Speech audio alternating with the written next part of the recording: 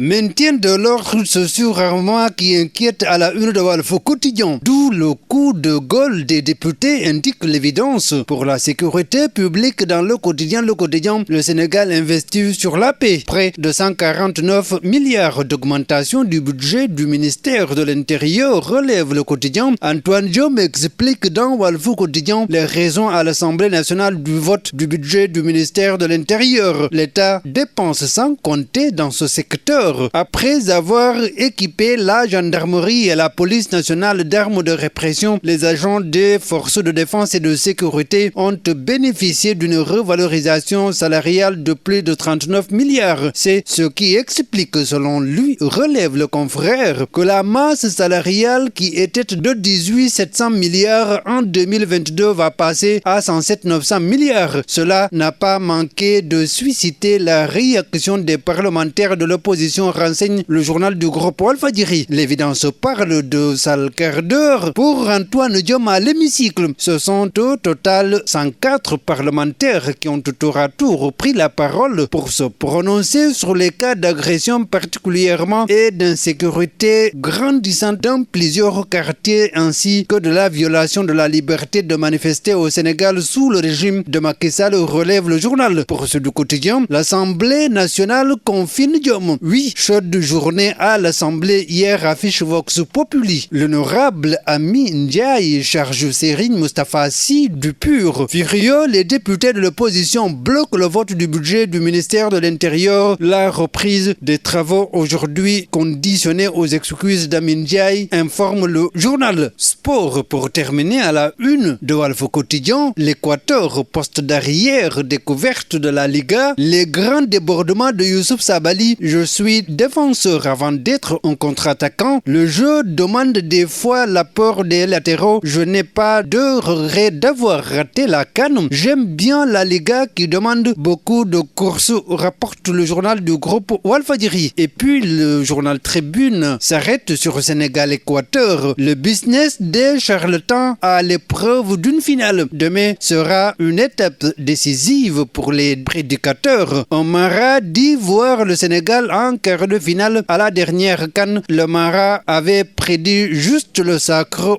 du Sénégal. C'est peut-être ce qui fait dire au journal Source A victoire impérative contre l'Équateur. Relation avec les plus jeunes joueurs, son rôle dans la tanière, le match de Djoufi. Aujourd'hui, on a un match contre l'Équateur, le match le plus important de l'histoire du football sénégalais. Il faudra répondre car le Sénégal doit jouer les huitièmes de finale de cette Coupe du Monde. Justement, troisième match de poule décisif demain contre l'Équateur à 15h à la une du quotidien gouvernemental. Les Lions gonflés à bloc. Après s'être offert en sursis, les Lions jouent leur qualification pour le second tour contre la Tri. Tout autre résultat que la victoire éliminerait la bande à Kalidou Koulibaly, gagné pour honorer la mémoire de Pape Bouba Diop décédé le 29 novembre 2020, rapporte Le Soleil. Bonne lecture.